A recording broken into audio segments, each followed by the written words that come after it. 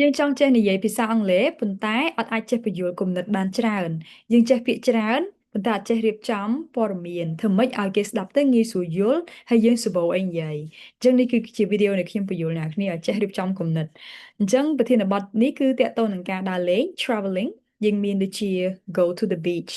អញ្ចឹងសំណួរតាក់ទងនឹង go to the beach ខ្ញុំសួរអ្នកគេថា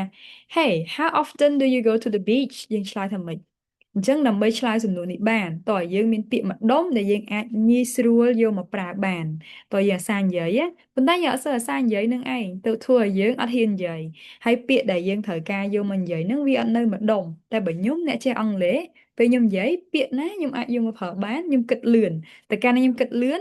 ខ្ញុំមាន confidence ហើយតែកូនសិស្សគិតអត់បានលឿនទេពាក្យនឹងវានៅញញ៉ៃអញ្ចឹងហើយធ្វើឲ្យយើងអត់ហ៊ាននិយាយនឹងឯងឥឡូវវាមានពាក្យនឹងម្ដុំចេះហើយ អ្នកគ្នាអាចយកវាមកប្រើបានណា have a picnic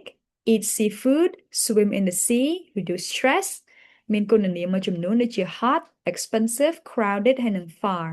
crowded មានន័យថាមនុស្សច្រើនគេនិយាយថា crowded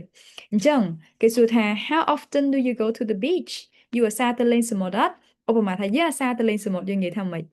well I sometimes go to the beach because I want to reduce stress I work a lot. There's so many things to do every day. So when I go to the beach, I can feel relaxed. មានអារម្មណ៍ថាកុំគិតច្រើន feel relaxed. When I go to the beach, I usually have a picnic, something like this. I usually have a picnic, but I don't read book like in this picture. When I have a picnic, I can get some fresh air and eat seafood with my friends or my family. If I go with my family, I eat seafood with my family. If I go with my friends, I eat seafood with my friends. The seafood there is really fresh, but sometimes is a little expensive, you know. But I don't swim in the sea យើងទៅប្រាប់គេផងថាខ្ញុំអត់ហែលទឹកទេមិនមែនតើយើងធ្វើមិនប្រាប់ទេអត់ធ្វើក៏យើងប្រាប់ដែរអ្នកគ្នា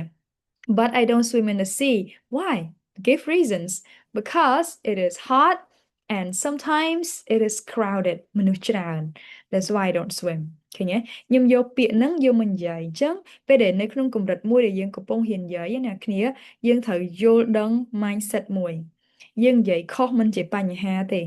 ប៉ុន្តែយើងមានអីនិយាយអត់ដែលភាគច្រើនយើងតែតែគិតថាអូតើតាមានអីតើតានិយាយត្រូវបាននិយាយព្រោះអីនិយាយមិនត្រូវផងគេសើចគេអីយ៉ាងទៅ អត់ទេតែមាន mindset ហ្នឹងគឺអត់ហ៊ាននិយាយហ្មងពួកអីយើង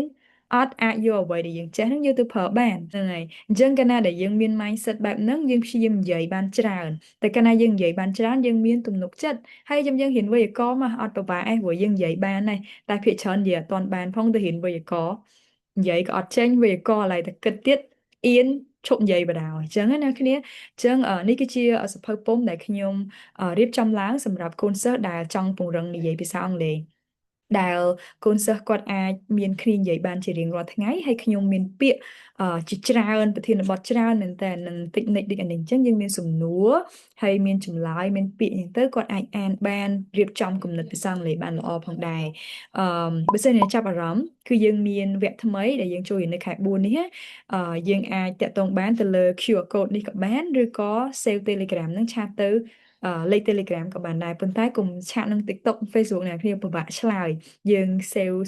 លេខឬក៏ scan តាម QR code ហ្នឹងទៅខ្ញុំនឹងផ្ដល់ព័ត៌មានបន្ថែមជូនអ្នកគ្នាហើយដែលយើងនឹងពន្យល់កូនសិស្សពីរបៀបរៀនភាសាអង់គ្លេសផងដែរចា៎ Thank you very much everyone I'll see you in the next one Goodbye Thank you